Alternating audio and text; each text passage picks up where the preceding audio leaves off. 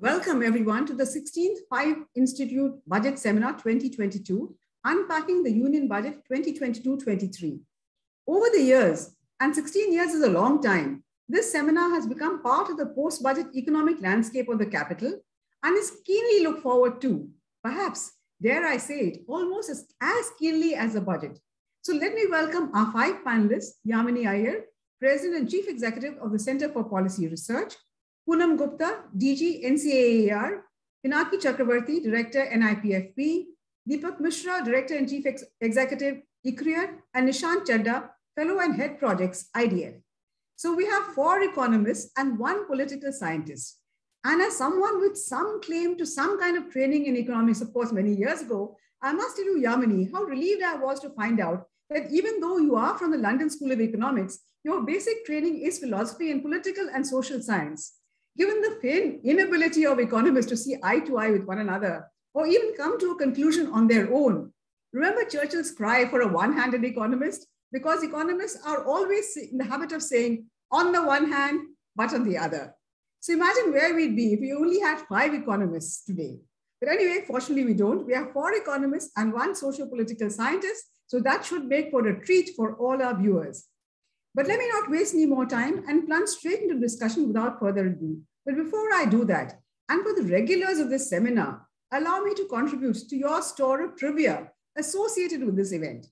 So for the first time, but hopefully not for the last, we actually have a husband and wife team, not a team, sorry, representing their respective institutes. Allow me to correct that. But it's over to you, Yamini, to give us your view of the socio-political context in which this year's budget was framed. To what extent was this reflected in the budget and where did it fall short? So it's over to you, Yamini, for 15 minutes. And to the audience, please use your chat box facility to send in your questions because we have a full 45 minutes devoted just for you. Over to you, Yamini. Thank you, Mythili, for that wonderful introduction and a very warm welcome to all our participants. It turns out that a 16-year-old tradition has now converted into the person who was the youngest member of this tradition until not so long ago has suddenly become the oldest member of this tradition. Which is me. This is, I think, the fourth year in a row that I've had the privilege of participating in this event. But a lot has changed, not only with the country, but also with the country's leading think tanks, all of whom have seen a really exciting churning with many new directors and heads of institutions. Good traditions are traditions that last through multiple transitions. And it's an absolute pleasure and privilege for me to welcome to this 16th edition of this tradition of debating the union budget, unpacking its nuances, especially to Poonam and Deepak, who are the newest entrants into this tradition.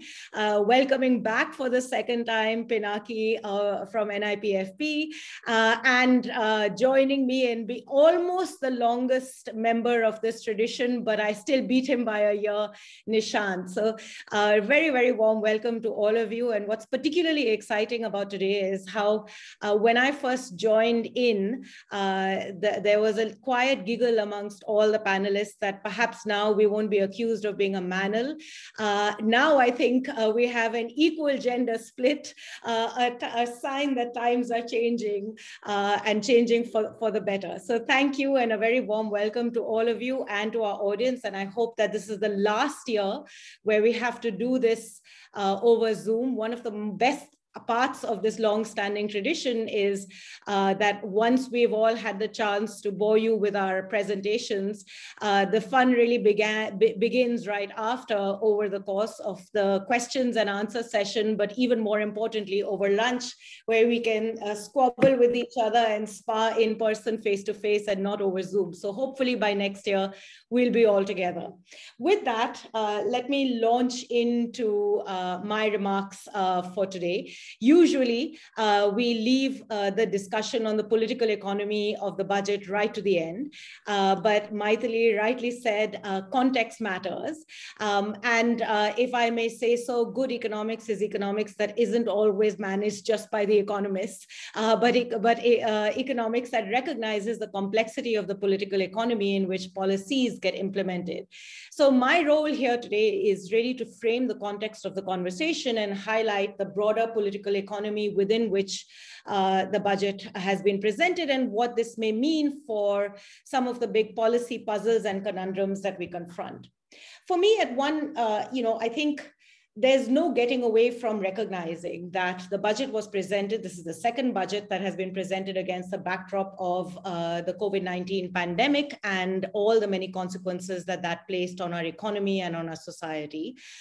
This is an economy that was slowing down as we entered the pandemic, an economy that crashed in the early part of the pandemic, that slowly began to find its feet and recover in its formal sector, not quite in the informal sector. We can quibble over which alphabet to use to describe the economy. But I think the singular fact that incomes, particularly in the informal economy, have been hurt significantly. There are a number of surveys that tell us both that employment levels, there are still significant scars in the labor market. Income stagnated at about 80% of pre-pandemic levels. The informal economy is hurting. In fact, several surveys point out that several households have gone into debt to be able, particularly at the bottom end of the pyramid, to be able to manage making ends meet. The MSME, the informal MSME sector has been ravaged by the pandemic. All of these are realities that the finance minister had to confront as she scaled, as she had to balance the scales of the budget.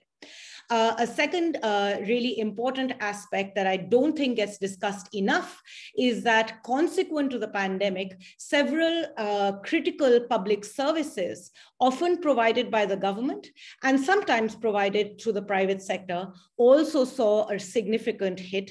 And many of these public services are crucial to the everyday lives of the bulk of the economy. I'm going to share only one slide because I feel the advantage of that it's always easier to talk rather than have slides, but we don't talk about this fact enough. If you take some of the critical schemes that shape everyday life for the bulk of India, Samagra Shiksha, the scheme for school education, ICDS, the Integrated Child Development Services, Poshan Abhiyan for nutrition, Jal Jeevan Mission, drinking water, the non-COVID parts of National Health Mission, you see a narrative of low government releases, so low releases out of budgeted allocations. Only 40% was released for school education, 53% for Poshan Abhiyan, Jal Jeevan Mission, only 54%. And these numbers are, because of the way in which government budgets are presented, it's difficult scheme by scheme by scheme to get completely comparative numbers. Hence, you see different time periods over here. But the general trend is overall government expenditure on critical schemes was at about 50% less than in pre-pandemic times in terms of its releases. And as a consequence, and apart from monies that were released, actual expenditure was even lower. 27% of the approved budget of the Samagra Shiksha was spent up until November of 2021. 30% out of allocations was spent of the Poshan Abhiyan. 14% of the approved budget and 44% of the monies that were released were spent for Jal Jeevan Mission. 69% of the National Health Mission was spent in 2021. Just to give you a sense of the fact that not only had COVID had a significant impact on day-to-day economic activity, it also significantly impacted government public services. Schools, as all of you know, have been closed more or less for the better part of 2 years. Its impact on learning losses has been significant. Surveys by ICRIER point out, which is the only comparative surveys that we have between what happened before the pandemic, learning levels pre-pandemic and learning levels during the pandemic, tell us that on basic foundational literacy, arithmetic, division, basic basic reading comprehension, overall learning losses have been significant. Importantly, a significant number of students that were enrolled in private schools have now re-enrolled into government schools. So overall, enrollment in government schools, in public schooling, has increased by a significant percent, importantly amongst households that were at the richer end of rural India, telling you that there have been significant shifts in the ways in which the average Indian is accessing public services at a time when spending has been low. Relatedly, NREGA, the NREGA spending for at the start of the pandemic increased to 1.1 lakh crores. It dropped in its allocations last year to about 73,000 crores, increasing in revised estimates to 98,000 crores.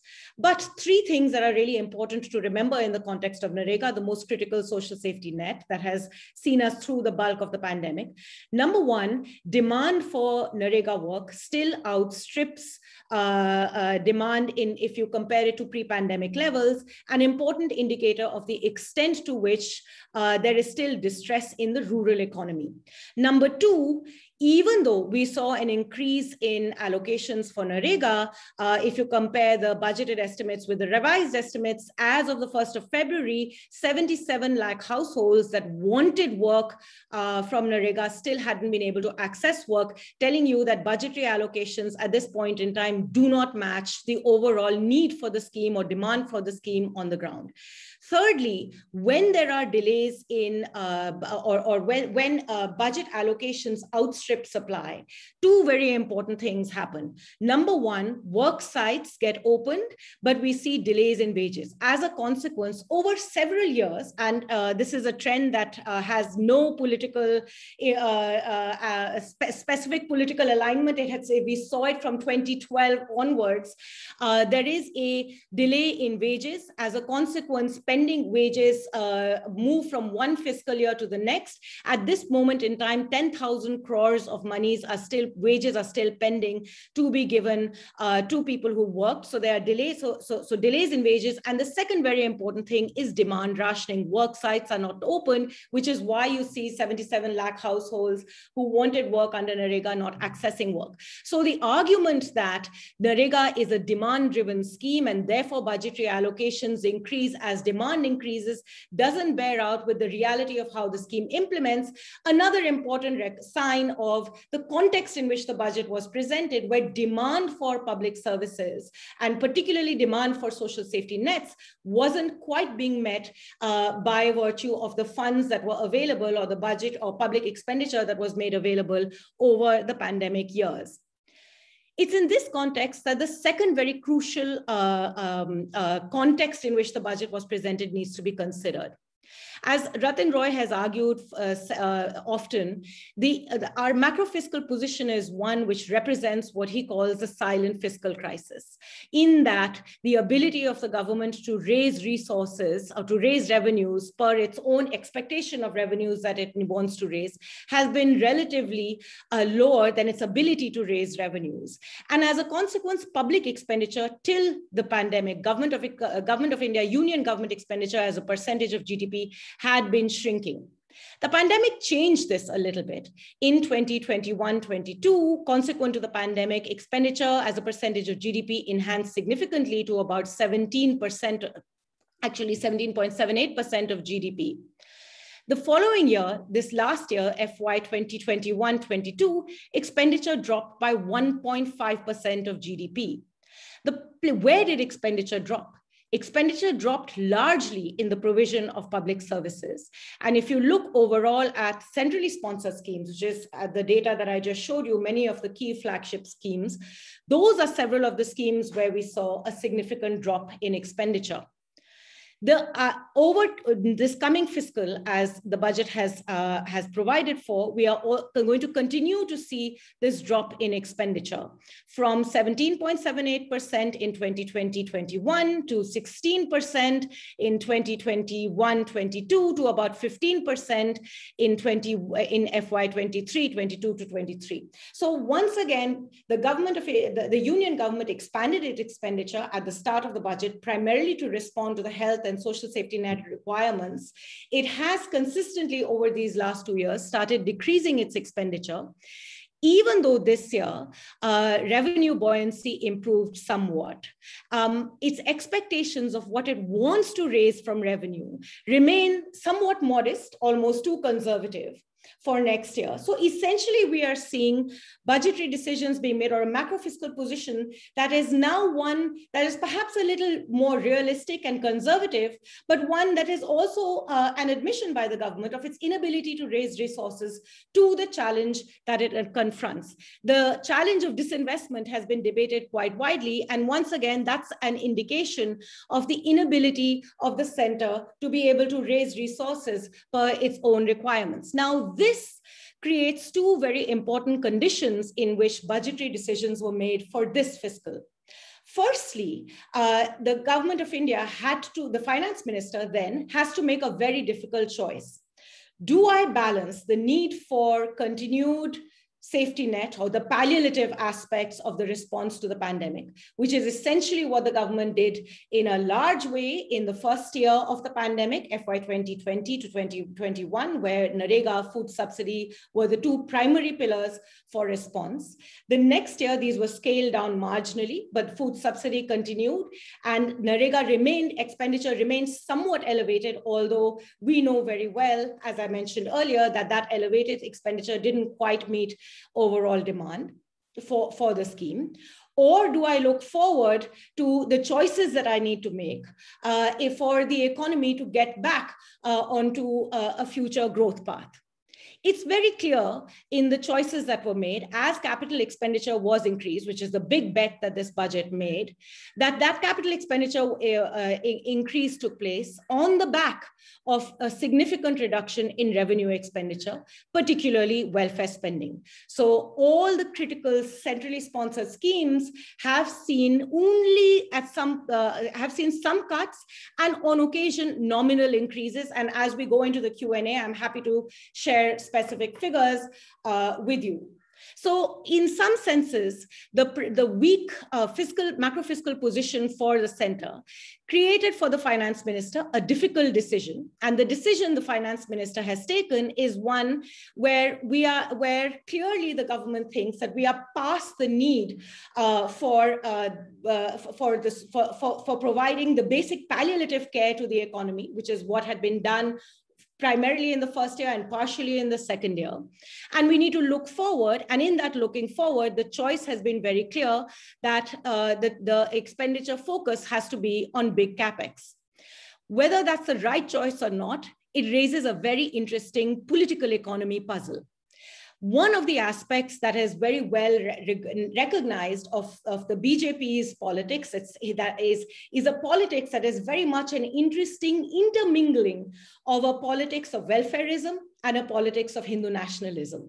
What we are seeing, and we saw this beginning in the budget last year, at least from the central government's position, is a shift away from a politics of welfarism, more towards a public infrastructure as the key flagship of what the government wants to do. This is very different to what the BJP government did in its first term, where welfarism and flagship schemes were the heart of what the BJP is doing. Why is this? I don't have a good enough answer, but I'm going to present one hypothesis.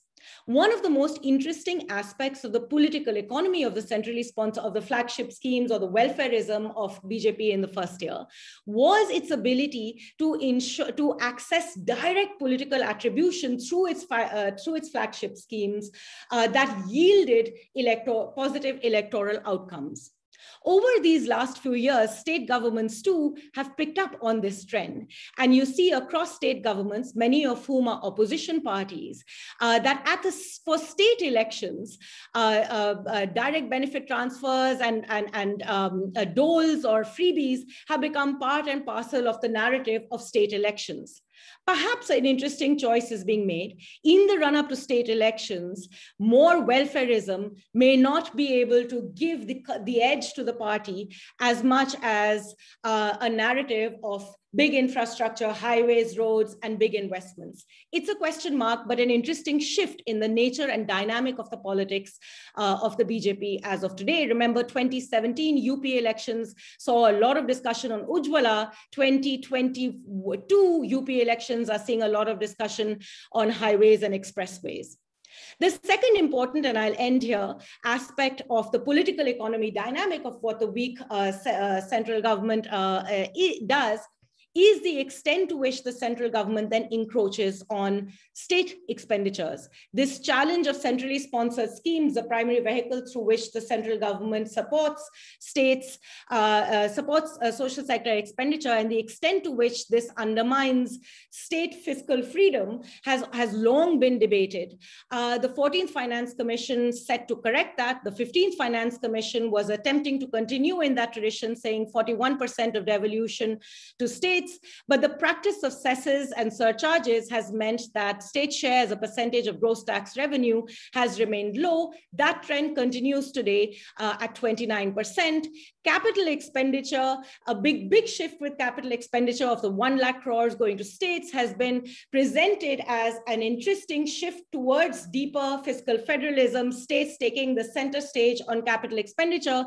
But I will say, I would argue that the extent of conditionality has been given there essentially means this is it's a sign of increased centralization rather than deeper federalism. And in that sense continues on the political economy track of centralization that has marked the dynamics of center-state relations inconsistently through budgets so far. So overall, and I'll just make my last concluding point, this is a budget that was made under very difficult conditions where central government expenditure, even though it expanded at the start of the pandemic, has gone down the path of somewhat contraction. Against the backdrop of a contracting budget, of contracting public expenditure, the choice that was the policy choice that had to be made, more expenditure on the palliatives versus more expenditure on the future. The bet was made for more expenditure on the future, and there too, the bet was made on big infrastructure rather than investments in human capital. The lack of investment in health, which I know Nishant will talk about, is a critical element. The lack of investment in education is another critical element. So less on human capital, more on big infrastructure. A politics that is showing some shift away from welfareism, at least for the moment, towards big, large capital infrastructure politics, investments, and a politics that continues through CapEx, the tradition of deepening centralization. I'll stop there.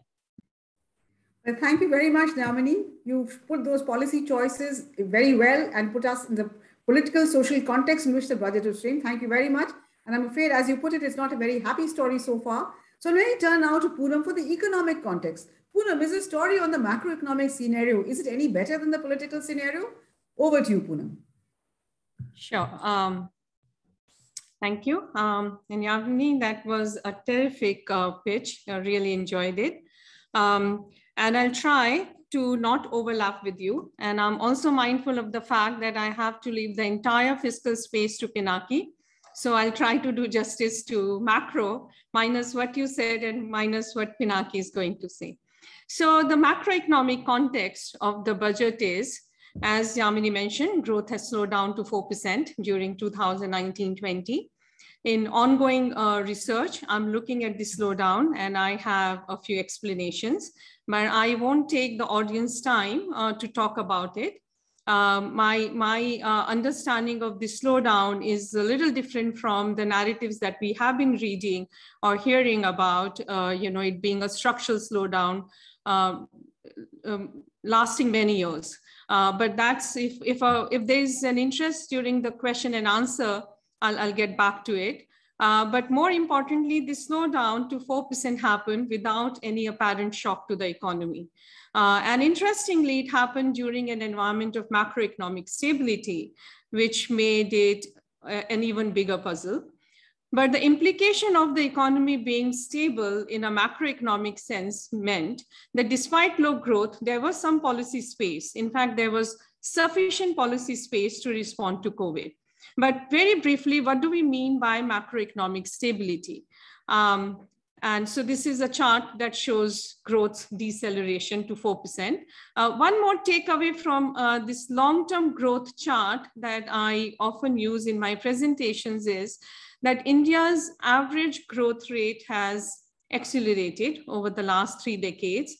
And it has also become more stable in the sense that there are lesser variation around the average. But on to the macroeconomic stability part, when we talk about macroeconomic environment, we talk about inflation.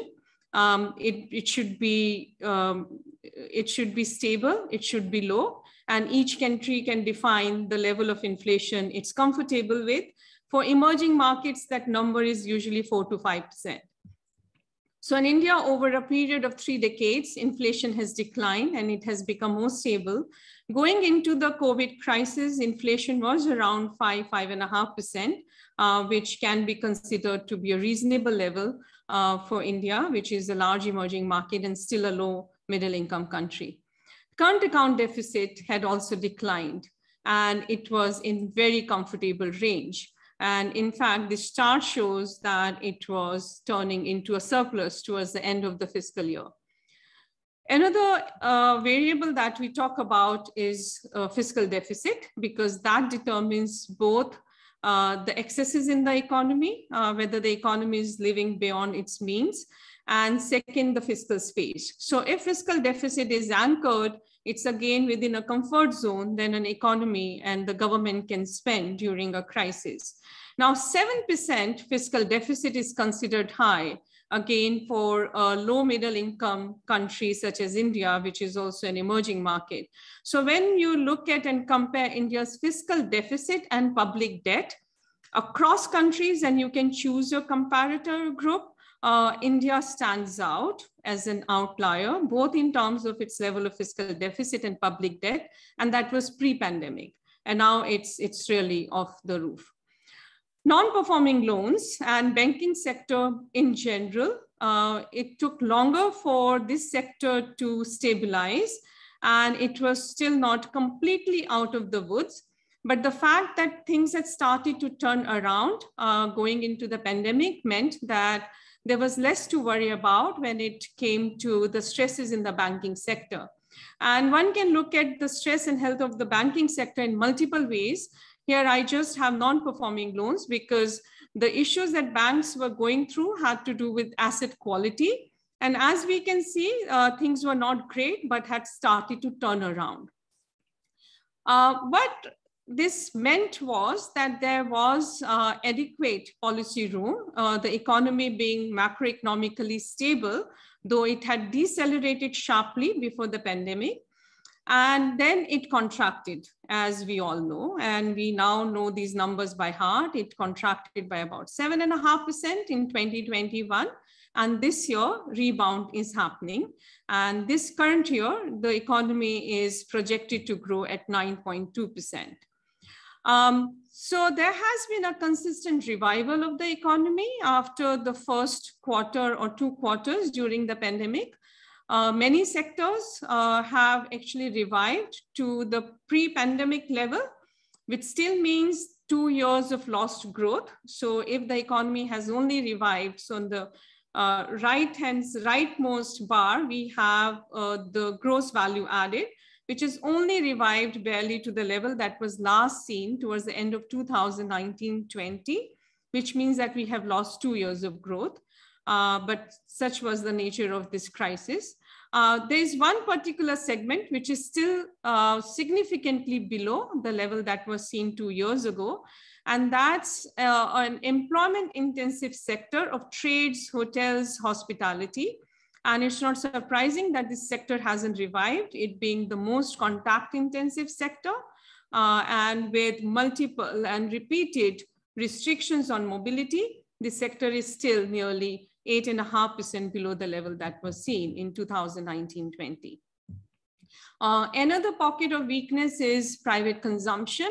So here we can see that most other segments of the GDP have revived, and they are actually have revived quite well. I mean, government consumption is 10% above the level seen earlier. Exports have been a bright spot in the last year or so, 11% above the level seen in 2019-20. But it's private consumption, which is still 3% below the level seen, which means the things absolutely are still not back to normal. So the thrust of the budget, my interpretation was on restoring and accelerating growth. There was certainly more emphasis on infrastructure through a higher spending on CapEx, capital expenditure, on logistics, on digital. There was some support given to the MSME sectors and trade and hospitality segments, they still being quite below the level seen 2 years ago. So my interpretation is that while at one level the budget was supporting growth and trying to restore and accelerate growth, it was also mindful of the fact that macroeconomic stability now needs to be restored. So there is nominalization of fiscal policy, which means that revenue expenditures are being taken back to the pre-pandemic levels and rates of growth. And here the assumption is that there are going to be fewer more surprises in the future as far as the pandemic itself is concerned, that the worst is behind us and perhaps there will be no new wave, or if there are new waves, they will be of shorter duration and they will be less disruptive. So my reading of the data is, and of the budget is that there's emphasis to now accelerate growth because it still lags the level seen in 2019-20. The assumption is that the worst of the pandemic is behind us, and therefore one can go back to the pre-pandemic levels of allocations and rates of growth, and therefore this expenditure has tilted towards capital expenditure.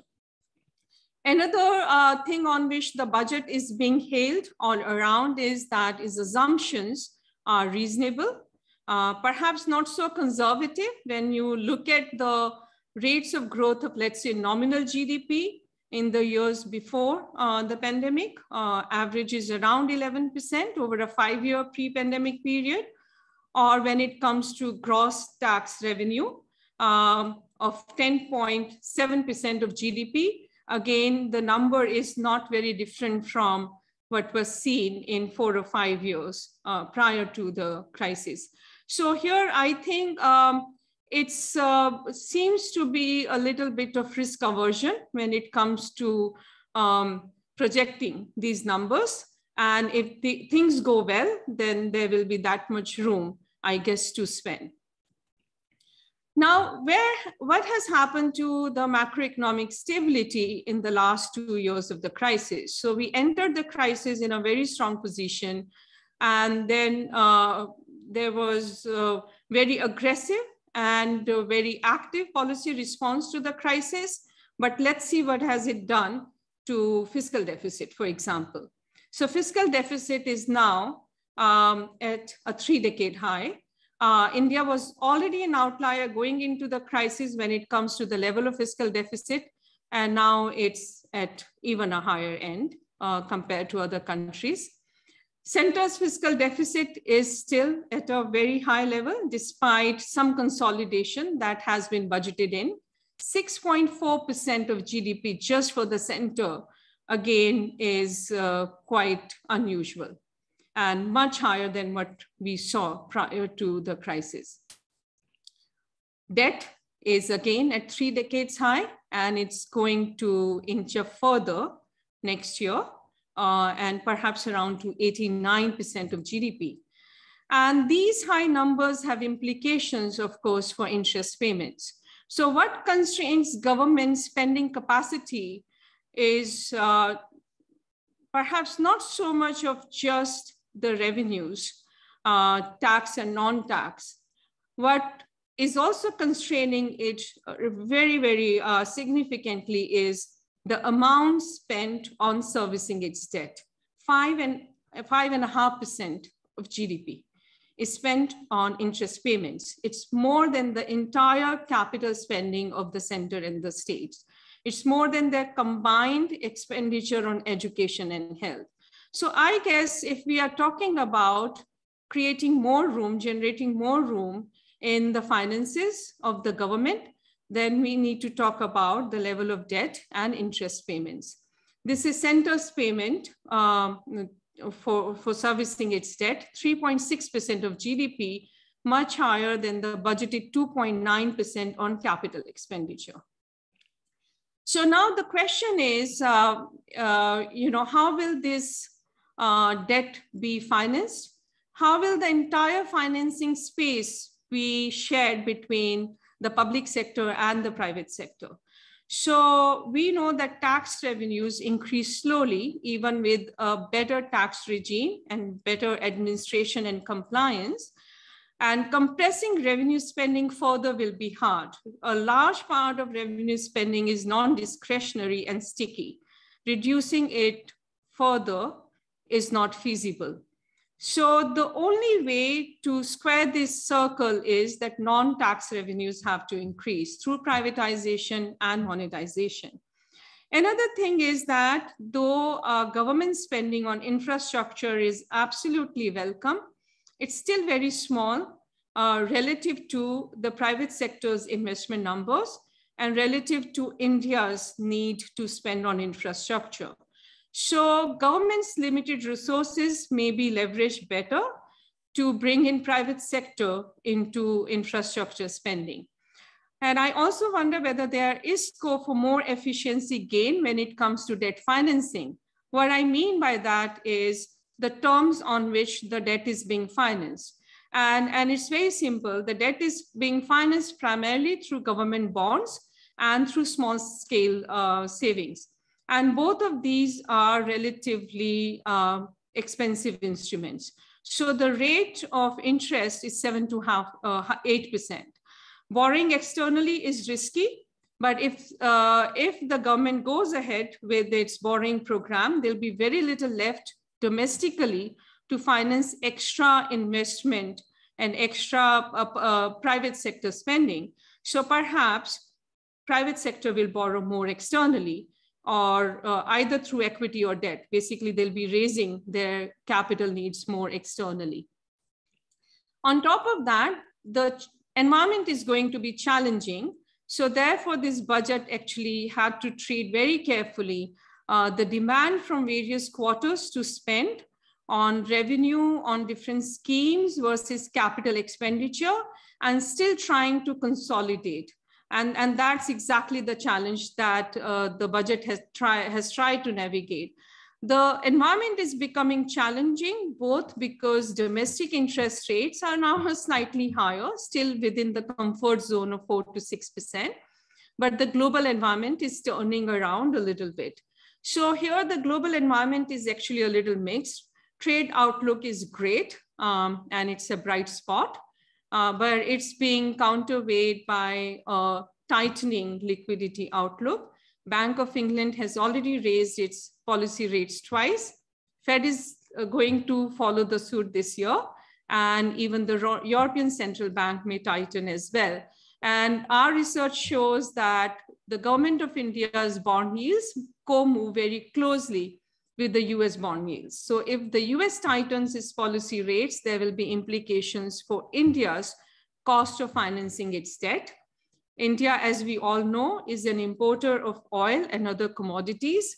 Oil prices have increased by nearly 60% in the last 1 year, and commodity prices have increased by 30%, and they're going to make the policy space a little bit tighter as well. So just to sum up, the budget has tried to achieve a very fine balancing act. As in the past 2 years, from a macroeconomic perspective, I call it to support growth responsibly, where you don't let your fiscal deficit go through the roof to the extent that you can. You keep some space for any kind of contingency.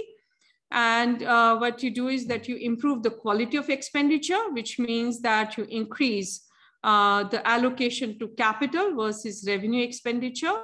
And all of this is being done, being cognizant of the fact that we are an emerging market and we do not have the kind of liberty and flexibility that advanced economies have, the economies which issue hard currency, which the wider public globally is willing to hold no matter what. Besides, there's only so much that public expenditure can do to support private consumption or growth. Ultimately, growth has to come back and private sector investment has to pick up. And there's only so much that can be announced in the budget. My hope is that more reforms would be announced throughout the year and implementation would also go through as expected. I'll stop here. Thank you. Thank you, Poonam, for doing a great job on bringing us up to speed on the macroeconomic context. It's interesting to see that what Yamini sees as a somewhat incomprehensible shift away from welfarism at a time when a large section of the population was suffering, you see as a rationalization of expenditure. I'm sure the audience will want both of you to debate that during the question and answer session. But now let me turn to Pinaki to fill us up on what is perhaps the most important aspect of the budget, the very heart and soul of the budget, the government's receipts and expenditure. Pinaki, why does the government find it so difficult to spend? Yamini also spoke about it. The fiscal deficit was barely 50% of that budgeted for the entire year at the end of December. And government also had a huge cash balance. What is your verdict on government finances? Inefficient, inadequate? Over to you, Pinaki. Thank you. Thank you, Mythili. Thanks, Yamini. Thanks, Poonam, for very interesting presentations. I'll just share my screen and is it visible? Okay. So I'll try to,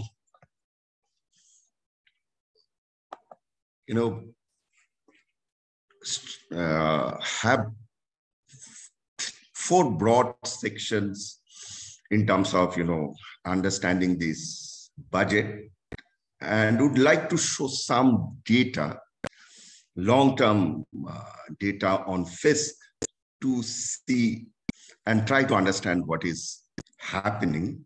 It's with a caveat that this is just an indicative kind of an exploratory data analysis, not that I am trying to establish a very robust causal relationship.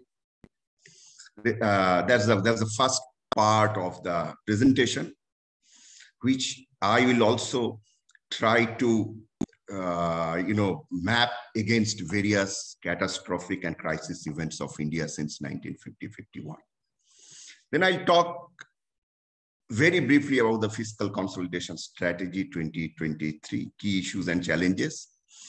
Then on tax revenue stability and its sustainability, and central transfer to states and CSS. I'll show you some number and then some.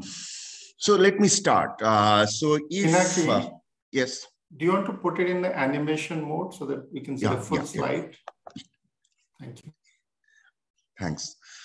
Okay, so let me show you this major, health-related catastrophic events in India. The first one was after independence, of course, Asian influenza, 1957-58. Then that was, the entire India was affected by this, and there are 4.4 million cases and 1,000 plus death.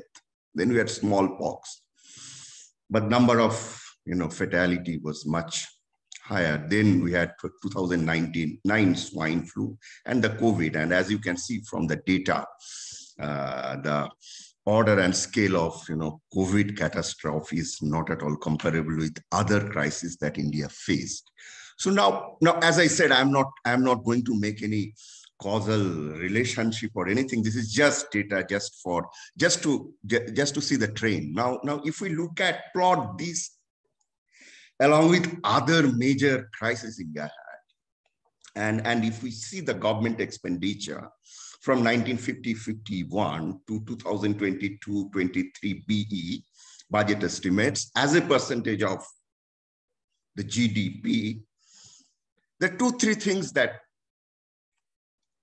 emerge out of this trend. I'm not saying that it's indicative, please understand. It's not that I'm drawing a conclusion, but it's indicative. One thing that emerges out of this data analysis when we look at revenue, total expenditure of the government, that means revenue expenditure plus the capital expenditure, crisis always resulted in sharp increase in expenditure, be it Asian influenzas, Chinese war, drought, smallpox.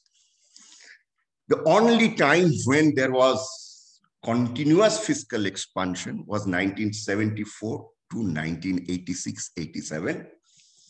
And then we started, consolidating. But by that time, it was too late. Then we had the economic crisis of 1990-91. And then if we look at the COVID, global financial crisis, of course, we started consolidating again after 2000, throughout the 90s.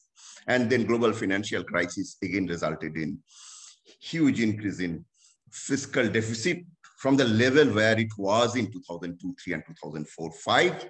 Then we consolidate since 2010-11. Then comes COVID, and we have one of the highest level of fiscal deficit in India's history.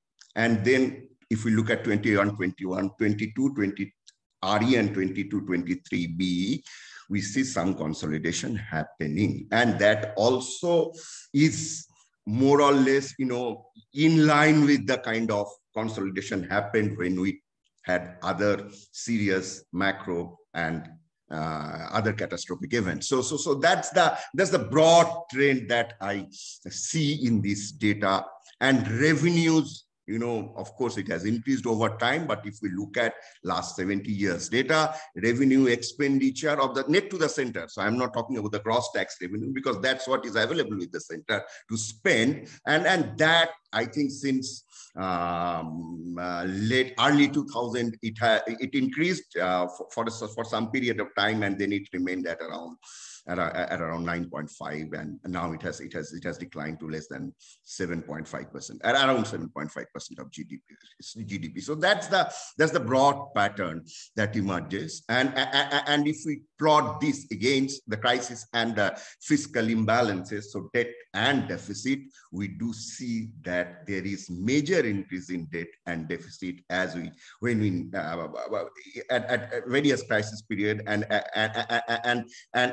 we see that we tried consolidating immediately if we look at the historical data, and that's what is being done in 2021-22 RE and 22-23 BE, and we are at a level of debt and deficit. This is only of the center, which is around 60 plus, which is one of the historical highs of India's debt to a high level of debt to GDP ratio, to the extent of to the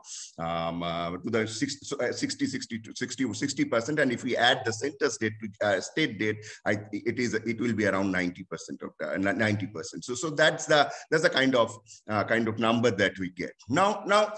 Now, what are the discussions post budget? One discussion is should we be having should the budget discuss given a quantified path of the fiscal deficit reduction or versus direction of fiscal correction? And that debate, I think, is very useful, but we need to factor in uncertainties and move towards greater fiscal consolidation.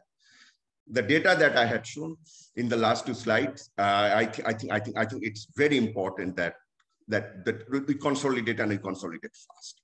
In 2000, Poonam mentioned about this. In 2021 RE, the interest payment is 25.7% of revenue expenditure and 39.14% of revenue receipts. So that's very high, and that is probably one of the reasons why there is very little fiscal space for increasing revenue expenditure on various grants given to the states.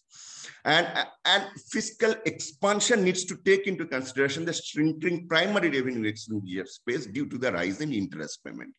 Now, this is the data that has already been shown. And now, if we look at the effective rate of interest, I think that's very, very important. Our effective rate of interest, outstanding primary total interest payment divided by last year's debt, it was around 6.74%, declined to 6.5 it started declining in 2021, 6.65. Now it is again increasing, and our debt ratio is around 60 at states debt to it. So if we don't consolidate, and if we think that since there is a crisis, we can expand without factoring in the need for fiscal consolidation, I think that would actually further reduce fiscal space available on the revenue expenditure side.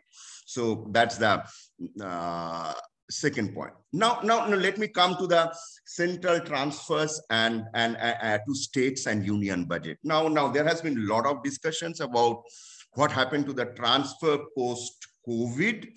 And if we look at aggregate transfer, it shows as a percentage of GDP a marginal increase from 2019-20, but this does 6.39 to 6.80.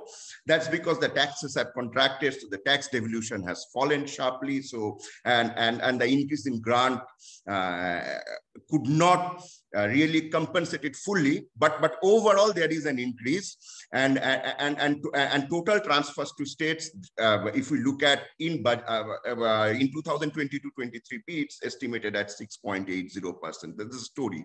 Now, how do you treat CSS? There are 28 schemes, and there is a large revenue deficit at the central level.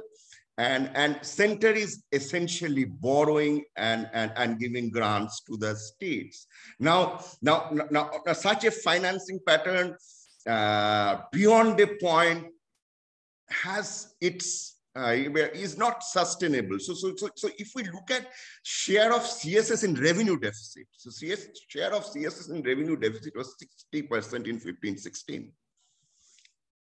16-17, 76.27%. In 2021, because there was a large increase in revenue deficit, so this declined to 26.49%. But in terms of volume, it was larger than 15-16. And it's again started increasing if we look at 2021-22 RE and 22-23 BE. So when we talk about CSS and scheme-specific allocations, I think we need to also talk about CSS as a macro fiscal imbalance issue. It's not only about scheme X or scheme Y. I think the fiscal space available for greater CSS is very, very limited. Secondly, more and more CSS means tying up state resources because these are central programs. And since states have to make 40% matching contribution for this CSS, so actually states' revenue deficit also goes up. So I think it's important to spend on CSS. There has been substantial rationalization of CSS in the last couple of years, but I think we also need to rationalize it further and see what is optimally possible. So CSS in itself is not bad, but too many CSS is certainly not a great idea because it's increased. It has serious macro fiscal implications, and successive finance commissions have talked about it. So this is the pre-COVID, post-COVID kind of an analysis, and it does not take into account the extra borrowing power given to the states in the year 2021. So if we take that into consideration, I think overall resource flow to the state will be higher than 6.86 because borrowing provides you extra fiscal space for borrowing. But if you look at states' budget, I haven't put that data in this. The states have budgeted their fiscal deficit at 4.4 in 2021 and 21-22 at 3.8. So this entire fiscal space that is available with the states is not fully utilized. So there is still time. So if it happens, I think government expenditure will increase even in this year. So and this is the point that both Yamini and Poonam mentioned. The tax buoyancy for the pre-pandemic period from 11-12 to 19-20 is less than unity. The growth of gross tax revenue is budgeted at 9.6% over 21-22 RE. So tax growth, I also feel, is conservative given that GST has improved and direct taxes are buoyant. And I just did a quick calculation. If taxes grow at the rate of 11.1%, there's a GDP growth assumption. So I am assuming unit elasticity for taxes, the fiscal deficit can be reduced from 6.4 as it in 2023 to 6.25% of GDP. So if the taxes grow at unit elasticity, I think there will be some fiscal space available for higher spending. So conclude, there's been 46.8% increase in union government expenditure between 1920, that means pre-pandemic, and 22-23 BE, from 27 lakh crore to 39 lakh crore. That's quite a significant amount. And the tax devolution shows an increase of rupees 79,000 crore in 21-22 RE compared to the BE of the same year. So the issue of cash surplus that we are talking, we are reading in newspaper has probably got to do with this as well. So higher borrowing, higher cash flow in terms of tax devolution, actually creating a kind of spending pressure on the states because there is the fund flow is significant. I think that's important to know. Though fiscal stories in the budget is about supporting the recovery through higher capex, direction of fiscal consolidation towards deficit reduction and overall debt is absolutely critical given the rising effective cost of borrowing and high debt to GDP ratio. And given the rise in interest cost of debt and appropriate debt management strategy focused on cost of debt.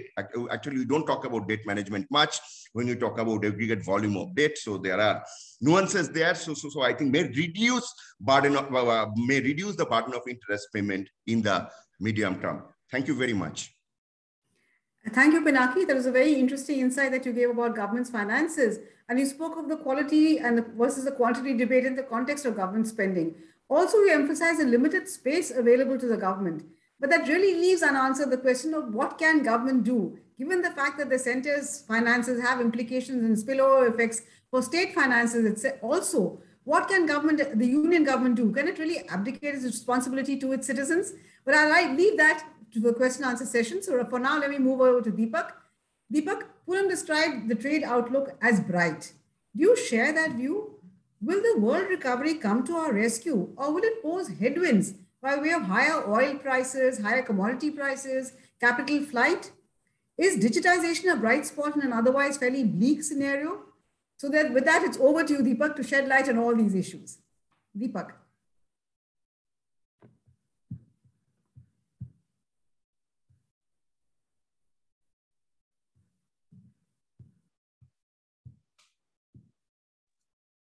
Okay, thank you, Mythili. Can you hear me? Okay, wonderful. And good evening, everyone, including my fellow panelists, dear participants. It's a real pleasure and an honor to be part of this event. I was just checking, apparently this event started when Twitter was launched in 2006.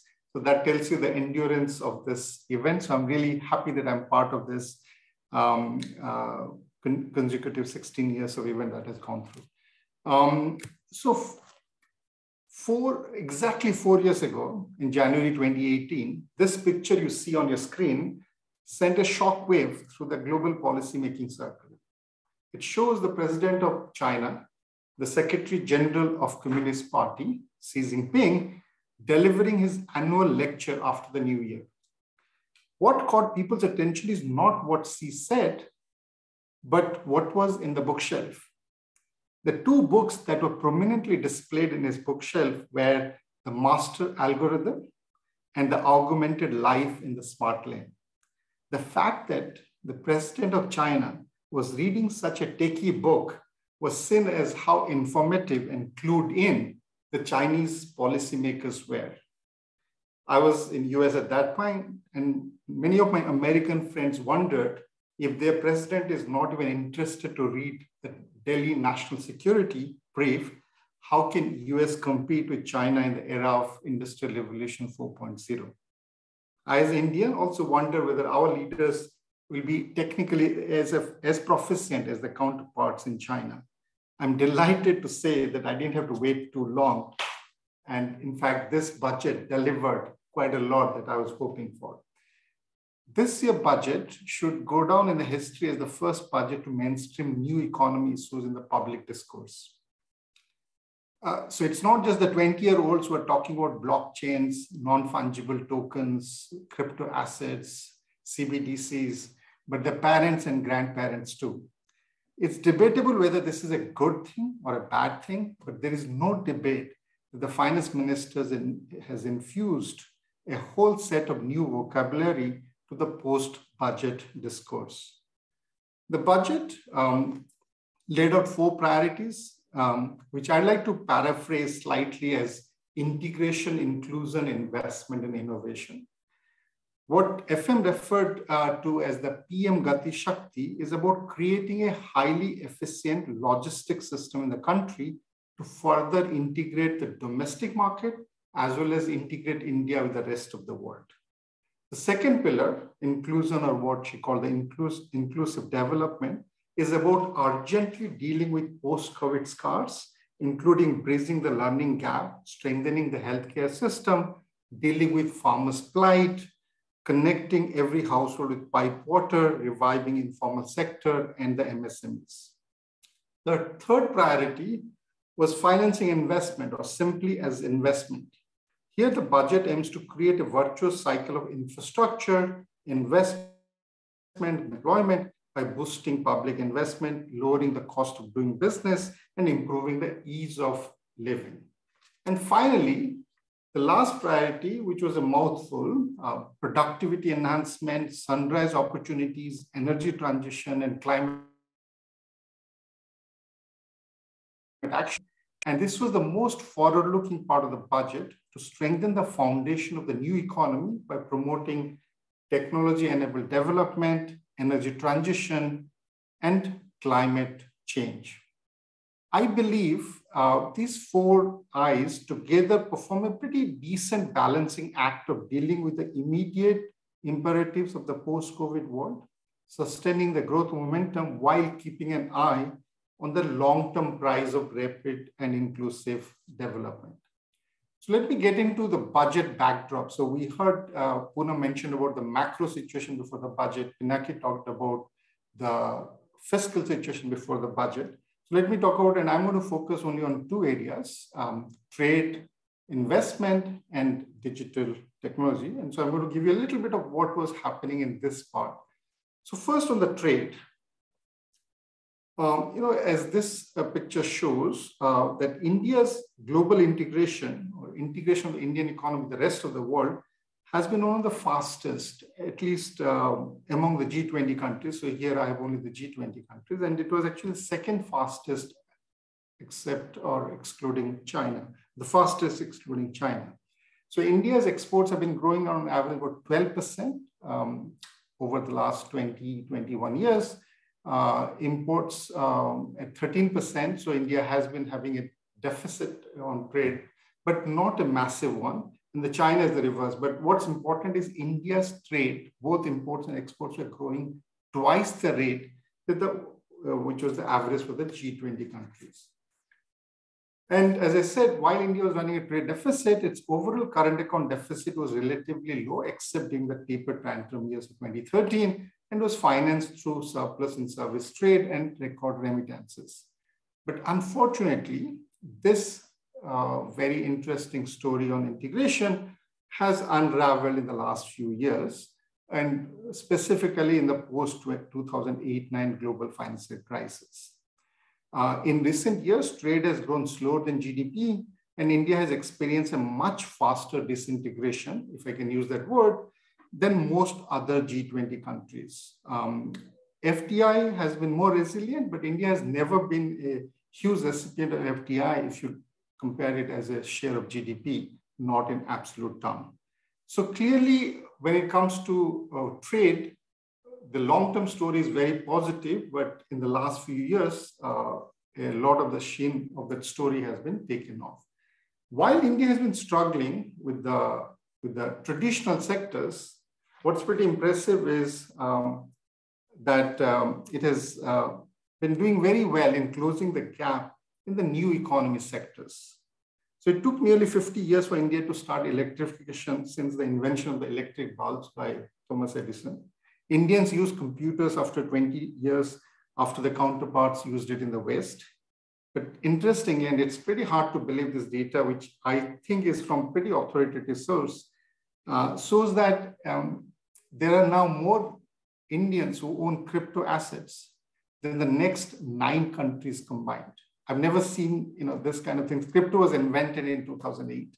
I don't know how, but this data comes from a source which is also quoted by Mint and others. But even if you take out some of the exaggeration that is there, clearly there are a whole host of Indians who are investing, are aware about this, and are dealing with these issues, which are pretty much esoteric for a large percentage of the population in the world. Second story on the digital. There are 3 Indian cities, Bangalore, Delhi, and Mumbai, who appear in the top 20 cities in the ranking of startup ecosystems. So we've heard a lot about the startups and unicorns and all sorts of things. And what's interesting is in the global ranking, and this is very hard to find in any other sectors, that you would actually find 3 Indian cities in top 20. There are 5 Chinese cities and about 17 American cities in top 50. But nevertheless, it's still a pretty significant achievement for Indian cities to be actually ranked as some of the best places to do startups. And then if we believe that if RBI successfully rolls out the digital currency or digital rupee, India will actually be one of the few G20 countries, mostly after China, to have actually successfully managed to roll it out. These are huge achievements compared to when you think about the traditional sectors like textile or leather products or all sorts of things where India is currently struggling to do it. So in a sense, there is this story about the 2 India economy is very clear when you look at what's happening in the new economy and what's happening in the traditional sector. So this was a very important juxtaposition around which the finance minister has to announce a budget. So I'm not going to talk about the various policies because we all know the policies. So refer to them, and some of them are in my slides for those who are more interested in details. But what are the real implications of this policies? So let's start with the trade. And as Mythili said, while trade might be a bright spot for 2021, 22, because this year we're going to hit $650 billion of trade for both goods and service combined.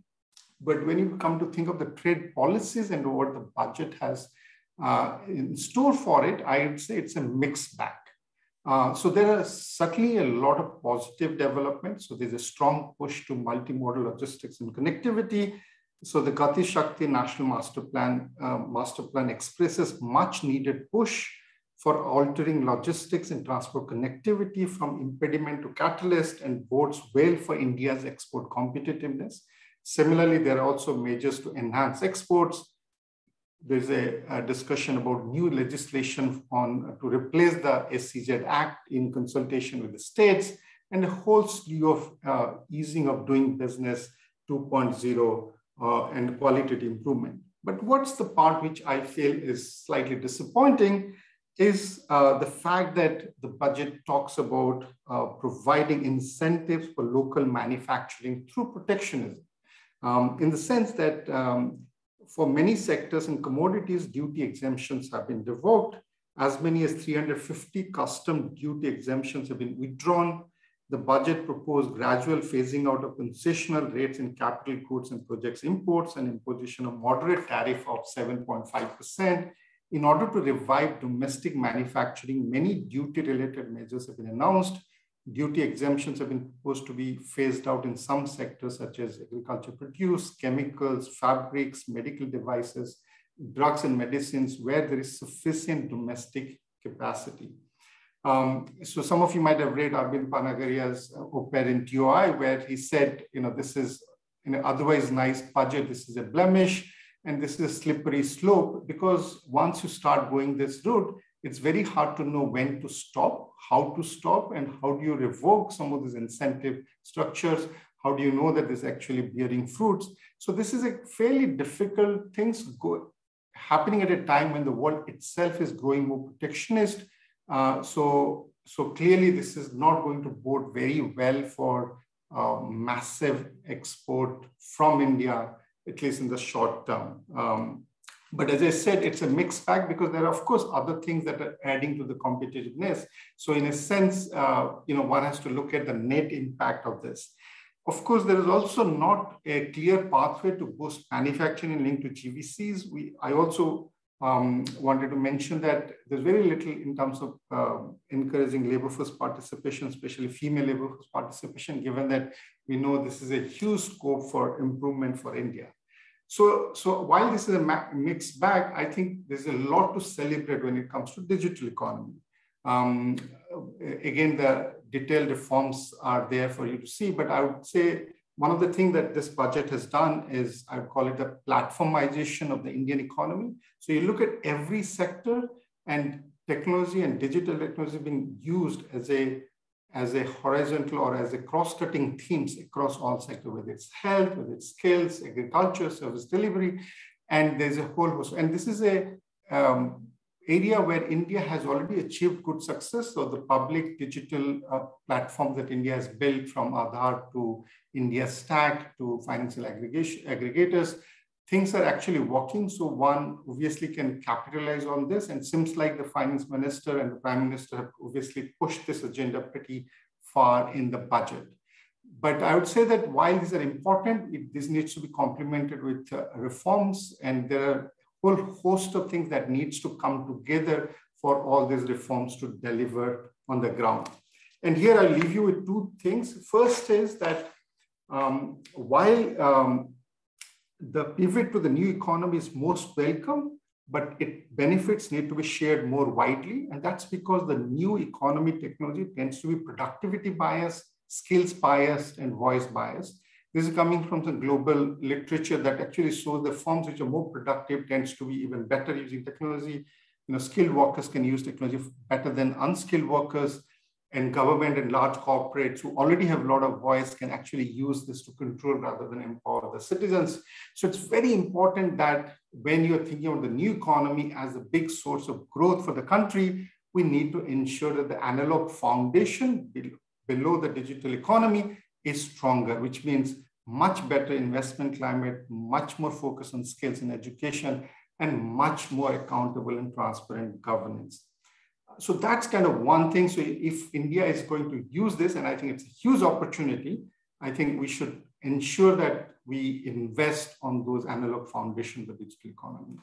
The second point I wanted to make was that for the integration story you can think about is the integration within the country, which is the diffusion of ideas and goods and services within the country, and the integration with the rest of the world. I think the budget has done a pretty good job in terms of when you think about integration within the economy for the old economy sectors. So the SMEs and the whole Gati Shakti is actually to provide a level playing field to the MSMEs compared to the large firms.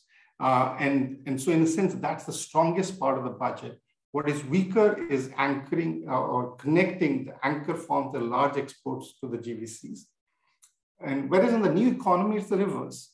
Putting out a lot of these interesting ideas, whether it's about CBDC, whether it's about taxing NFTs, and having laws which will actually take India at par to the global frontier. So the integration with the rest of the world would happen very quickly.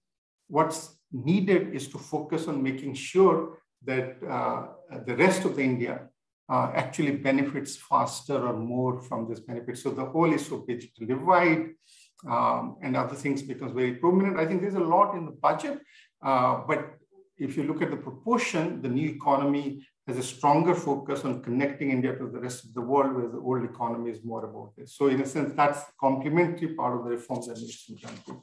So let me end by saying that the budget was rightly praised for not engaging in financial juggleries. It uses conservative projections, eschews populism and patronage, and took clear stand on very difficult issues. So I think these are really important progress in the reform. When it comes to trade, I felt like there's a lot more strength on domestic integration, but much weaker on global integration. But finally, I feel that if this budget is ever remembered, it will be most remembered for making the new economy so center stage.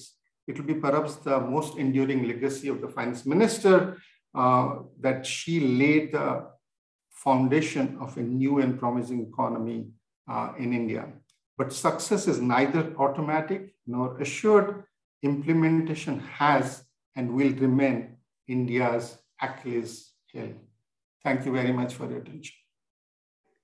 Thank you, Deepak. You've touched on a very, very important aspect of Indian scenario, political economy, everything. Saying implementation has always been our weak spot. But you've given a thumbs up to many aspects of the budget.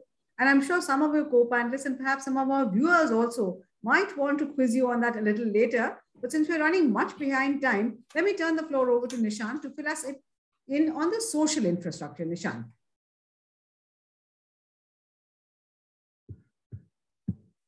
Thanks, Mythili. I have a difficult job now after Deepak's fantastic presentation, but I'll try my best. So as Mythili said, I'm going to talk about the budget from a social sector perspective. And this is the fourth time I am doing this, and I've always titled my talk Human Capital, because to me, most of the expenditure items that the budget calls the social sector expenditure are actually investments into one of the most important resources that we have, especially in the context of the economy that Deepak was talking about, right? Because the only resource there is people. There isn't much in terms of other things that you need to make sure that you can gain the benefits of that economy. So I'm going to keep doing that and maintain that here as well. I'll do it slightly differently though. I actually do like the budget. I like the budget from the social sector perspective as well. So hopefully, let me see if I can convey why I like that. I'm not too disappointed with it. So, well, the first thing is, as Yamini pointed out, and others too, and you know, a lot of publications and commentators called this sort of the short shrift to the social sector and very fanciful and colorful names for the budget. And if you look at the budgeted estimates for this year compared to what we actually ended up spending last year, the revised estimates, that's true. So I've got on the screen, we have fertilizer, food, petroleum subsidies, and the outlay for the MG and REGS. And there's a significant reduction in all of these outlays. But that is not surprising, because 2021-22 was not a normal year. As far as the revised estimates are concerned, it was not a normal year. Because this time, last year, when we did this, we had the similar numbers to talk about, because rightly or wrongly, turned out wrongly, but at that time, the finance minister assumed that there would be no more shocks to the economy as we are doing right now. There are no more health shocks. And so there is, compared to that, therefore, compared to the revised estimates, the budget estimates do appear a little bit low. But if you actually look at what we did in 2019-20, which was the last budget before the pandemic, the budget estimates for this year have maintained significant increases in the subsidies. So for example, the food subsidy is still about twice what we spent on in the 2019-20 actuals. So it's not as if the budget has decided that we are, both the economy and the health setup is completely out of the pandemic.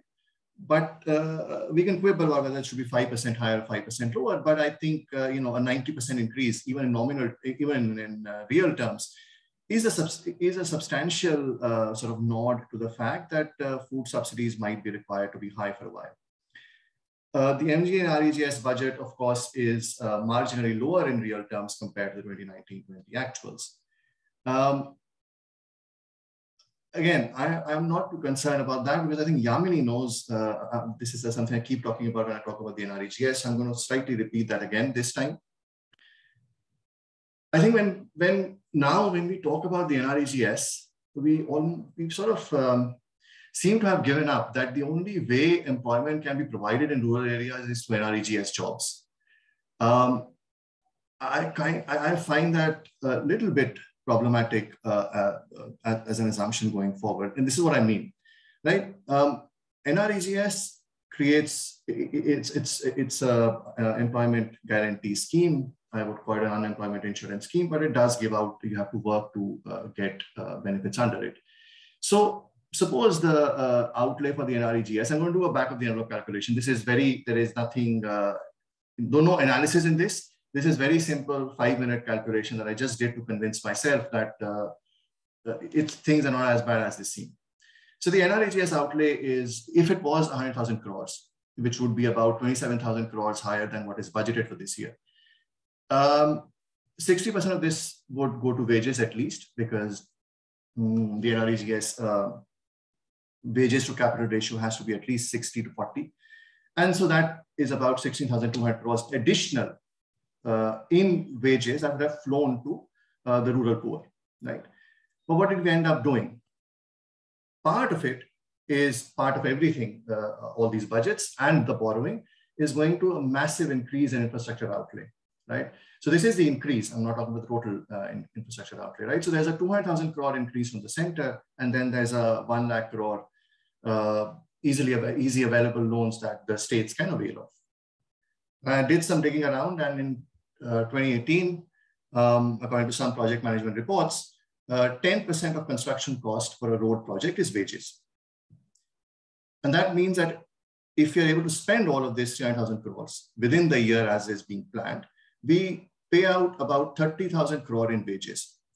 Even if we do about half of it, we still pay out about 15,000 crores in wages, which is similar to what the enhanced NREGA outlay of 100,000 crores would, or 1 lakh crores would have would have resulted in as wages being flowing to the poor people. Now, my sense is, I haven't done any work on this and I haven't seen any study on this, but my sense is that the people who look, the same people who look for, who work under NREGA and look for employment there are the ones who probably also work on construction sites in the public works otherwise as well, right? So it's not as if the only jobs that are being created are through NREGS, because similar jobs, very similar jobs are directly created by increased infrastructure spending, regardless of the fact that we consider it to be an investment, right? So we harp so much on the CapEx that we forget that to create infrastructure, direct jobs are created, right? So, so that is something that I think we shouldn't be, 30,000 crores is not a bad outflow in terms of wages. So that's one of the reasons why I don't think it's a completely bad thing. The other reason I don't think it's a completely bad thing is because increasing demand for MG and REGA is a structural problem that we have. So what I've done here is for each calendar month of the year for the last decade, I've plotted the household demand for MG and REGA. Now, of course, it's a slightly messy graph. I'm going to present a clearer one, but the point that I'm making here is that the NREGS demand has continuously increased over the last decade on an average, irrespective of what the growth rate of the economy was, and has outpaced the growth of the rural population. So it's not coming from the fact that the rural population is increasing. It's actually an increasing dependence of the rural poor on the NREGS, right? So there's something that we are not getting correct, because this is a transfer. It's a transfer because it also seems that there are no significant productivity increases in rural areas either. So whatever assets are being created don't seem to be resulting in any, they make lives easy if they are being constructed, but they don't necessarily translate to productivity benefits. Now, a cleaner version is here where we replace the years before 2019 with an average, which I'm calling the pre-pandemic mean. And you can see that the 2019 demand was higher without COVID. The 2020, the first 3 months without COVID, was actually marginally higher than 2019. 2021 and then April 2020 onwards, of course, is a different story, right? So that's the problem that we are facing. We have a structural problem with NREGA demand. The rural economy is not being able to create the kind of employment opportunities or entrepreneurship opportunities that we would need to get people to stop depending on NREGS. And another manifestation of this problem, is the migrant movements that we observed, the kind that we were faced with in 2020. Now, so we've been doing some work IDF around using some high frequency data to understand migrant movements in the economy. So this is just one graph from that work. So what we have is we use the Facebook mobility data between districts of the country to understand migrant movements, right? So on the top panel, what we have in this graph is, think of it as average monthly movements between districts from May 2020 to September 2021, right? This is the whole country. And you'll see that during the initial months, that is May 2020, July to almost September, during the lockdown and the early lockdown phases, mobility is low. It starts increasing. And then again, in the second wave, the months of April, May, June, it falls, right? It's lowest in the May of 2021. So, you know, it's not unexpected when the virus is around, even without any significant lockdowns, because inter-district movements during the second COVID wave were not stopped. Even public transport was available to the extent possible. So people stopped moving themselves, right? So that's a rational thing to do. You don't want to contract the virus, plus there is no economic activity taking place anyway. But the second panel tries to understand what happens to migrants. How are migrants moving, right? Now, we can't do this directly because we cannot see who's a migrant in the data. In fact, we can't see people in the data. We have aggregate mobility data. So what we can do, however, is we said, fine, let's look at districts which are connected through migration, which are more connected through migration than other pairs of districts, right? And on those, what happens is the complete opposite. You actually see people moving between districts which are heavily connected through migration at the very same time when nobody else is moving. And the direction is interesting too, because they move in the direction opposite to migration. What I mean by that is, if Mumbai has more migrants on the net from Ratnagiri, you see movement from Mumbai to Ratnagiri, not in the opposite direction, right? So these are migrants who are moving back, okay? And so not only is the dependence of the, and this is from urban to rural areas, if you do that breakup. So it's not just the demand for NREGS is high. There's also a lot of dependence of the rural areas, especially in certain states of the country, on remittances. And therefore, I think the solution to the rural distress that we see is not going to come entirely from rural areas. It can't. And it has to come from creating city-like jobs. It has to come from creating better and more cities. And that, therefore, to me, the emphasis on urban development in this budget is, I'm quite happy with it. The urban development outlay has also increased. We've tried that in the past too. I'm not saying we've not done this, but there is at least an emphasis and an acknowledgement that cities are sort of the future, which we should be looking at carefully. So that is, again, one thing, as I said, I like. Now, what we need, therefore, is investment into people's productivities. We need investments into their education and skills, because India has a very unprepared labor force. Deepak talked about all of those nice things where people are owning cryptos, and he talked about the twin, sort of the dual economy in the country. As of 2016, I've not analyzed the PLFS after, but the last time I looked at the data, around 30% of the India's labor force is, sort of 28% is illiterate. It's not about having low levels of education. It is not illiterate at all, right? And then you have about barely 12 to 13% which have finished school. Now that's not a population that can take part in any sort of digital economy ventures that you think of. So I think that there is a huge problem that we have. Again, it's a structural problem. We are not trying to solve it as a structural problem. Now, so let me just quickly go through the numbers just to make the context. On education, the outlays are considerably higher. So if you look at school education, for example, between the budget estimates this year and the budget estimates of last year, there is a healthy 15.5% nominal increase, so about 10.5% or so real increase on school expenditure. Compared to the revised estimates of last year, that increase is about 16%, 16 to 17%. And I think there therein lies the rub.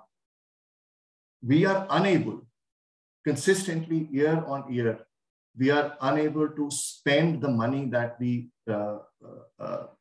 make provision for on education. Higher education is a similar story. This I've talked about earlier. The one thing that this government has done is increase the higher education outlays substantially at the beginning of the first term, and then sort of maintain those. Health seems to be a different story. So the health budgeted expenditures this year are actually quite similar to the revised estimates from last year, but that's because on account of the second wave, the revised estimates were quite high compared to the budget estimates from last year on health. The interesting thing is the way the spending is done. So it's the same sort of numerically overall, but it has a substantial outlay on capital expenditure in health rather than the revenue expenditure, which I again think is a good thing. I think outlays on capital expenditure at a time when you're not expecting something emergent on the health front is a good idea. So that brings me to I'll end with this, the last thing that I want to talk about. And I think that is that our analysis of the social sector budgets, we really need to expand that. We really need to think of it differently. Because education and health are state subjects. And this came up repeatedly, even Pinaki talked about it. By increase, where will the central government spend money on? And we have to ask ourselves that question, where should it spend money on? And my answer to that would be that given that these are state subjects, the central government should be spending money on those public goods which are national level public goods, which means that they have benefits that are not restricted to sort of state boundaries, and therefore states will not have enough incentives to invest in those. The immediate things that come to mind, for example, is technology. Right? If technologies and that DESH platform is for skilling, and there's an alternative PME with their platform, and there are others too in education that are being imagined, those should be done by the center because those are national level public goods. Platforms can't be built. Each state can't have a competing platform. These require scale to be effective. So I think those are national level public goods, should be done by the central government. Similarly, R&D, experimentation in both technology and pedagogy, I again think it has huge spillovers, is best done by the national government because they can internalize the externalities. The last thing which we don't often talk about is coordination. We talk about, whenever the budget comes out, we talk about a 6% spend that the NEP has planned. Where will we spend 6% on? Our government schools are emptying out. So the probability of, if you're a government student school today, the probability that you will be in a government school next year is, or not be in a government school next year, is 1 in 10. So 10% of our students before the pandemic, that is, moved out of government schools into private schools. And I'm pretty sure that once these 2, 3, 4 year gap is done and private schools start again, the same thing will happen. We'll see a massive outflow to private schools. We have been seeing that throughout. And this is NSS data. So we have our schools are emptying out. We have a problem retaining, essentially we have a problem retaining customers. If this is a business, it would shut down. We don't have customers. Number one. Number two is that we forget that India doesn't spend 3% only on GDP. We have a massive private investment in education. We spend considerably more on the GDP than 3% in terms of on education. So when the NEP and we want the government expenditure to be 6%, we are really talking about a 10 to 11% expenditure on education as a whole out of GDP. That's not going to happen. That is not going to happen. So we really need to be realistic as to having a plan for educational and I think that is where what I've been consistently saying, and that is where I think the budget, all of these budgets lack, is that there needs to be a spending plan for social infrastructure, just like we have an investment plan for physical infrastructure, because without that, we are just sort of running this as a year-on-year thing, and it's not going to work. So I'm going to stop there. Any questions, I'll come to later. Thank you. Thank you, Nishant, for turning our attention to an area that is often neglected, sadly so, social infrastructure. It's good to know also that you feel the budget this year has done better on that front. Always good to end on an optimistic note. So you also pointed out how government is often unable to spend the money that it allocates. Well, that brings us to the end of 5 excellent presentations. And I'm very tempted to rather misuse my position as a moderator and ask the first question. But we received close to 850 registrations. In fact, congratulations to all the 5 participating institutions for keeping interest in the budget so high, almost a week after the budget itself. So I will not succumb to temptation at the moment and turn over to the audience questions. So let me start with the first that I have got from Harish Damodaran. And I think this is addressed to Pinaki, though he doesn't specify. He says, what is the reason for government maintaining such high cash balances? Is it that we are overestimating government's ability to spend and underestimating tax revenues? Pinaki?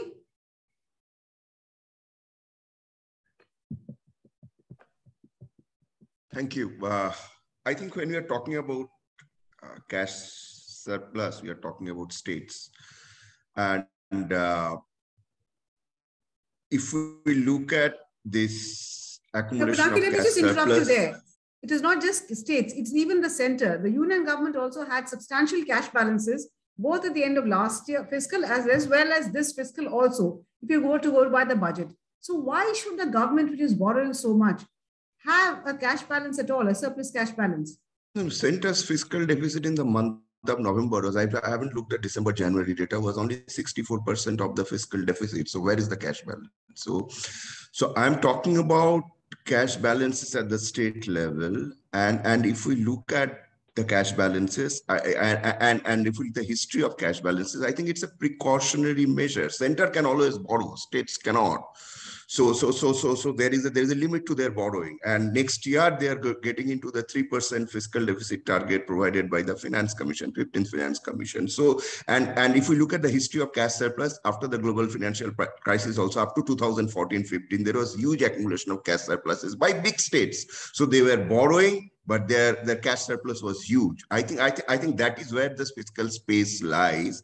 It's not inability to spend. I don't think I haven't looked at it, but my sense is it is a precautionary motive, because if when there is a limit to borrowing, certainly that would you would like to hold on to reserves if you have to spend more money in the next fiscal. But cash balance has disappeared after 14, 15, 16 from the state budgets. But it again is showing up. I think it's a precautionary measures, but there can be other reasons.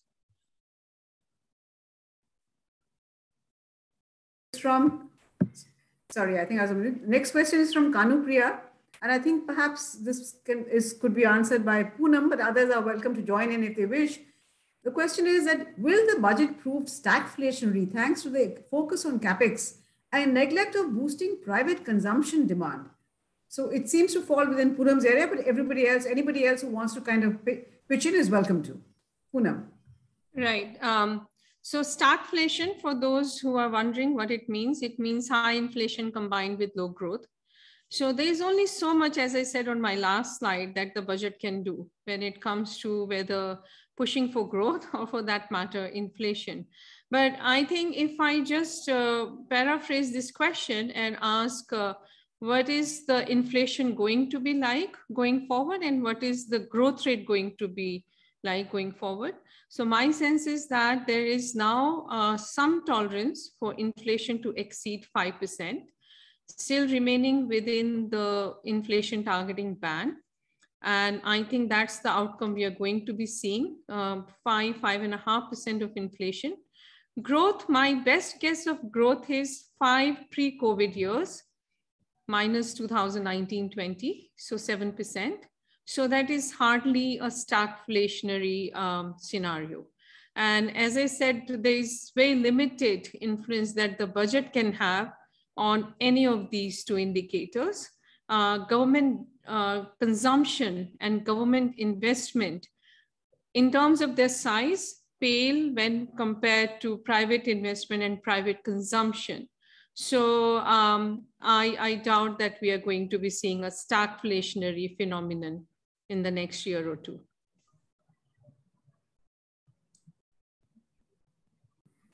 Thank you for that answer. Does anybody else want to pitch in? Any of the other panelists? What is your view? Do you feel that we're heading for stagflationary growth? Okay, well, if there isn't anybody else wanting to pitch in, let me move to the next question. is from Poonam Munjal of NCAER. And I think this is perhaps falls squarely in Deepak's domain, but anybody else, as I said, any other panelist is welcome to jump in. Her question is that will the electronics industry be able to achieve that target of US dollars 300 billion by 2026, given that customs duties on many of the input items are fairly high, making the products highly uncompetitive? Every budget talks about rationalizing customs duty, reversing the inverse duty, structure, etc., but still rates remain very high. So Deepak, your answer, will the electronics industry be able to reach that target? And what is your take on the PLI scheme for electronics? Deepak. Thanks, Poonam Munjal from NCR for this question, because this gives me opportunity to plug in for a paper that we're just going to finish and publish soon called $1 Trillion Trilemma, which is about can India achieve $1 trillion exports by 25-26. And part of that story is the electronics, which is a huge part of it. So I think the question is, can India achieve $300 billion of electronics production, which if you look at the document, it's about 180 billion for domestic production and 120 billion for exports. I believe that the domestic production is achievable because it's a very stretched goal, but at this point, India is about 64 billion, take a few billions here and there, around that in production. So going to 180 is very tough. It needs, I think, about 60% growth in a year. But if you look at some countries like Vietnam and others, they have managed to ramp up production of electronics that rapidly. But it, of course, requires few conditions, including the ability to import goods, have ancillaries located within India and all that kind of stuff, which at this point, given the geopolitical situation, is going to be tough. I'm less optimistic about the $120 billion exports to the good for the reason that Poonam mentioned, that the cost may not be competitive to achieve that level of scale. And the paper that we are talking about is actually making an argument as to how you can achieve that with a slightly different trade policy than you're doing. So the bottom line, yes, on the domestic production side, it's a stretch goal, but possible in a very, with lots of emphasis and implementation issues, much harder to achieve the 120 billion export goal. So overall, it's a tough one to reach by 25-26.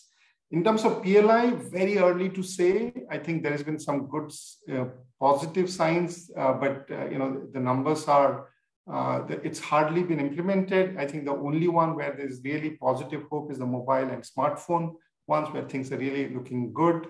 And the government has actually been a lot more understanding to the industry needs. The other sectors are looking less promising. So that's what I'll say at this point. Thank you.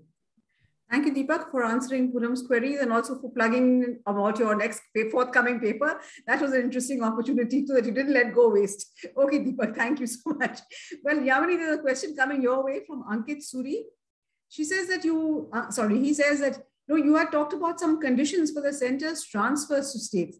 Wants to know what are these conditions? And maybe here Pinaki can also supplement, because finance commissions have always toyed with this. Should you have conditional transfers or should you not? So what is the logic, Yamini? And then after that, maybe Pinaki. Thanks. I think this gets to the heart of many of the challenges, specifically on Gati on the infrastructure 1 lakh crore, capex 1 lakh crore. We have to wait a little bit to get more details, but the budget speech very clearly suggests that a lot of this is for PM Gati Shakti, which is it includes supplemental funding for the Gramin Sarak Yojana, for digitization of the economy and so forth. There is a larger challenge, and that challenge has to do precisely with this question of what is the role of the center. How should and shouldn't it incentivize states? And to what extent do conditionalities actually create enabling conditions for spending on what are broadly considered to be national goals? And it gets to the heart of one of the challenges that Nishant highlighted, which is sort of, what should be the role of the center? Is it the job of the center to determine line item wise expenditure, as it often does, and centrally sponsored schemes are notorious for that? Or is it the goal of the center to lay out broad frameworks and enable states to build their trajectories of how they need to spend? We have in our, if you look at the dynamics of our fiscal federal architecture, tended much more towards deep centralization across political parties, across governments, 2004 onwards in particular, using centrally sponsored schemes. We impose conditionalities often. Those conditionalities are rarely deliberated upon in dialogue with states. As a consequence, you end up in the classic stage of end of the year rush to move money with conditionalities not being met, or states losing out because these are conditionalities that they may or may not be able to meet with. So while in theory, the idea that these are finances that are ours, we are giving them on in the form of grants and aid to states, therefore we have the right to impose conditionalities as a central government, may make sense, that this may infuse performance. I think one has to understand the realities of how expenditure management has taken place in India, and most often these performance incentives tend to be incentives, perverse incentives for bad expenditure and disincentives for expenditure, period. One of the challenges of low spending that we have been talking about has a lot to do with the nature of these performance incentives, and the fact that we don't have an enabling environment to effectively monitor and effectively evaluate the quality of spending to ensure that these performance incentives are actually effectively met and there's transparency around those. So to my mind, in those conditions, what is the most appropriate way to go? There is a huge overlap between center and states. The way in which the center has tried to address this is in terms of expenditure, the center has tended to centralize and impose conditions. We need to break this by creating better sites for coordination. The absence of the Planning Commission has created a vacuum in this sense, that there is no institutional site for this kind of coordination and deliberation. And we're moving very far in the direction of deeper centralization and an imposition of conditionalities using states offered poor performance as a good excuse to pursue that line. Thank you, Yamini. And while I turn to Pinaki to give us his views on what he thinks the Finance Commission's, whether it's right to impose these conditionalities at all. And also, I would like you to think about what is good and what is bad. Should it be left to the states, or should the center impose its conditions? And also, Yamini, the thought that while you were talking, is that we always talk about the center in every other context, but when it comes to the budget alone, we say union budget.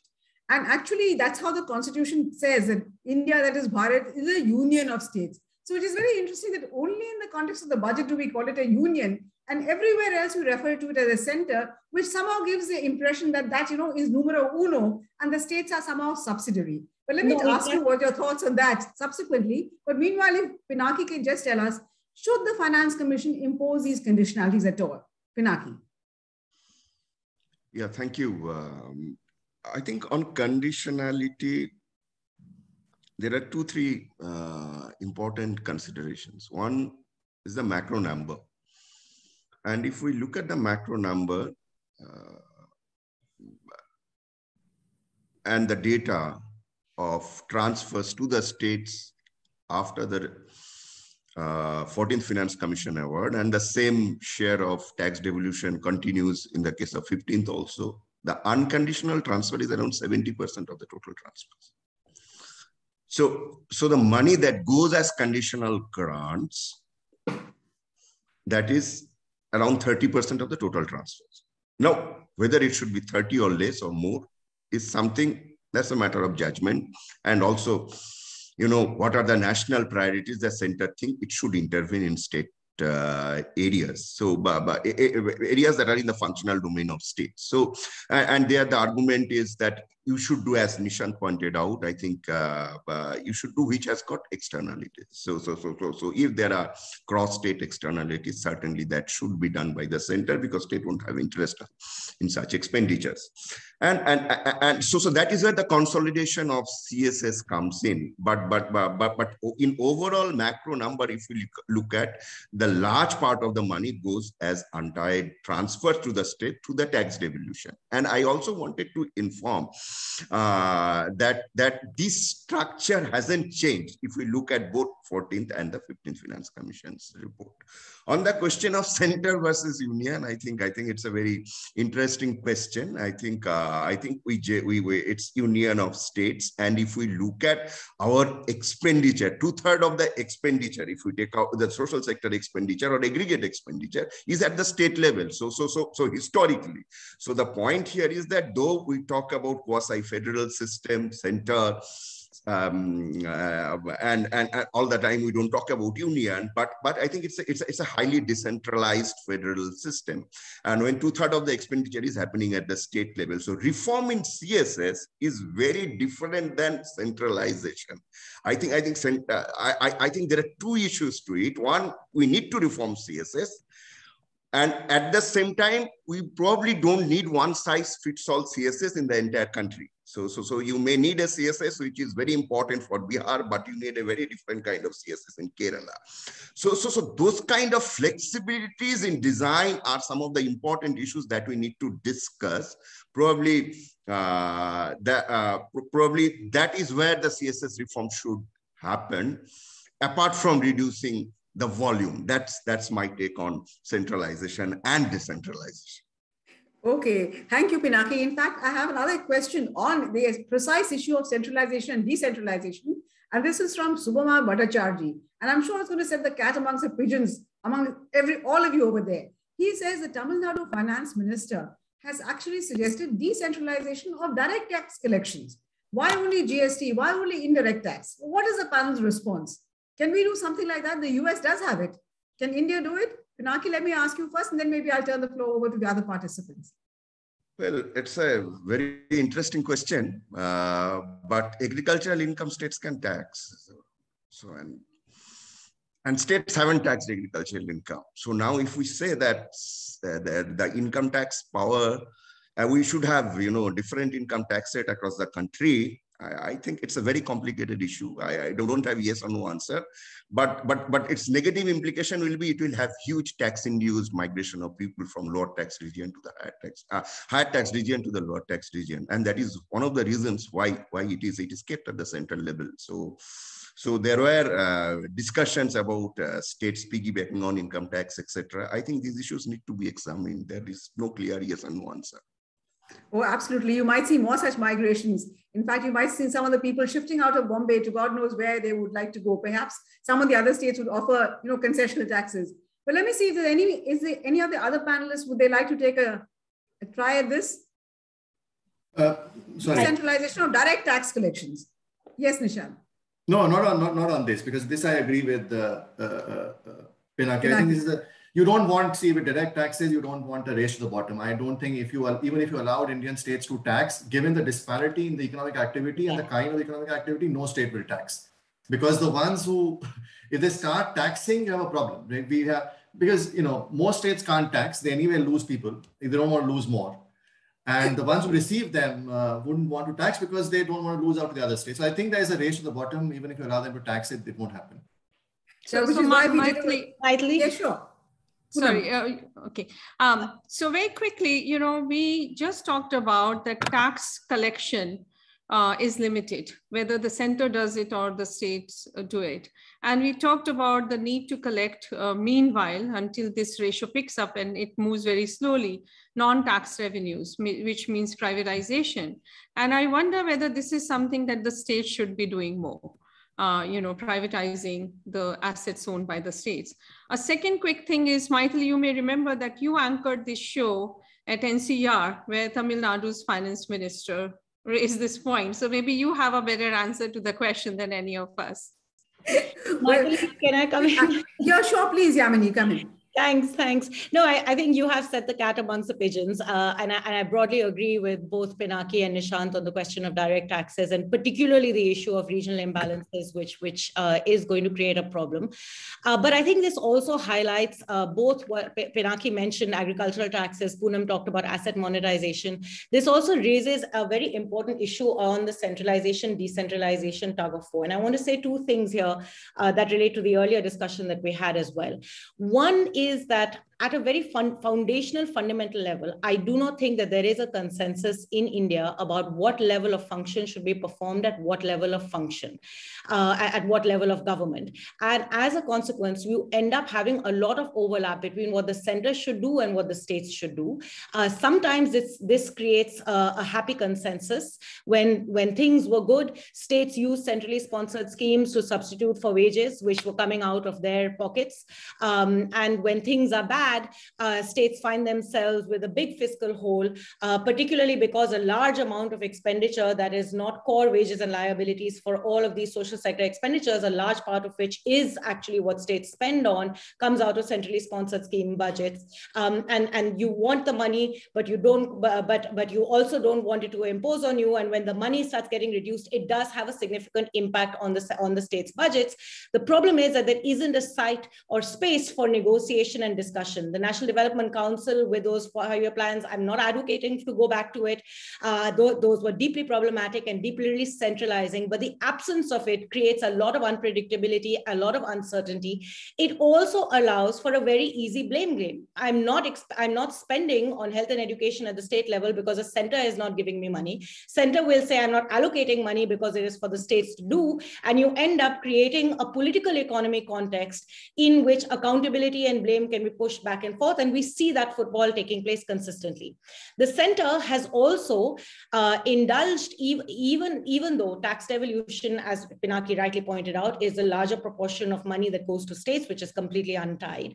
Let us not forget that the center has over time started this practice of using cesses and surcharges to reduce what is in the divisible pool as a proportion of total taxes available, as a consequence of which and partly because of the center's own inability to raise revenues at the level at which the center wants to raise revenues to be able to continue with a lot of its expenditure.